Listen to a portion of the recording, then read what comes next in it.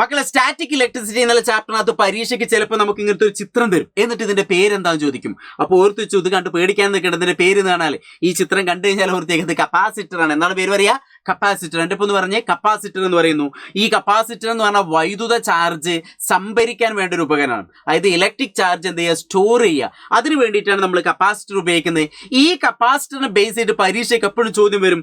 അതിനകത്ത് ആ കപ്പാസിറ്റർ പൊട്ടിച്ചു കഴിഞ്ഞാൽ അതിനകത്ത് നമുക്ക് രണ്ട് പ്ലേറ്റുകൾ കാണാൻ പറ്റും. അപ്പൊ ഇവിടെ എ ബി എന്ന് കൊടുത്ത് രണ്ട് മെറ്റൽ പ്ലേറ്റുകളാണ്, രണ്ട് ലോഹ തകിടുകളാണെന്ന് ഓർത്ത് വയ്ക്കുക. എന്നിട്ട് ഇതിനെ നമ്മളൊരു ബാറ്ററിയിലേക്ക് കണക്ട് ചെയ്ത് കഴിഞ്ഞാൽ ഇപ്പൊ എ എന്നുള്ളത് പോസിറ്റീവ് ചാർജ് ആയിട്ടും സംഭരിക്കപ്പെടും, ബി എന്ന പ്ലേറ്റ് എന്ത് ചെയ്യുന്നു, നെഗറ്റീവ് ചാർജ് ആയിട്ട് അങ്ങനെ സ്റ്റോർ ചെയ്ത് വെക്കും. ഇനി ഇതിന്റെ ഇടയിൽ ഡി അടയാളപ്പെടുത്തിയുണ്ടോ, അതിനെ നമ്മൾ ഡൈ ഇലക്ട്രിക് എന്നാണ് പറയുന്നത്. എന്താ പേരറിയാ? ഡൈ ഇലക്ട്രിക് എന്ന് പറയുന്നു.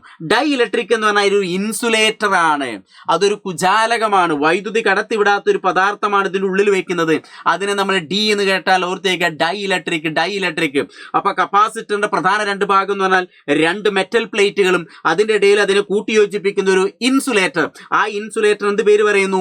ഡൈ ഇലക്ട്രിക് എന്ന് പറയുന്നു. ഈ ഡൈ ഇലക്ട്രിക് ആയിട്ട് നമ്മൾ എന്താണ് ഉപയോഗിക്കുന്നത് ആ പേരിലാണ് അറിയപ്പെടുക. ഇപ്പൊ ഒരു എക്സാമ്പിൾ, ഇത് പ്ലാസ്റ്റിക് ആണെങ്കിൽ അത് പ്ലാസ്റ്റിക് കപ്പാസിറ്റർ എന്ന് പറയുന്നു, വുഡ് ആണെങ്കിൽ വുഡ് കപ്പാസിറ്റർ എന്ന് പറയുന്നു, ഇനി പേപ്പർ ആണെങ്കിൽ പേപ്പർ കപ്പാസിറ്റർ എന്ന് പറയുന്നു. അപ്പൊ കപ്പാസിറ്റർ എന്ന് പറഞ്ഞാൽ വൈദ്യുത ചാർജ് സംഭരിക്കുക, അതിന് വേണ്ടാണ് കപ്പാസിറ്റർ.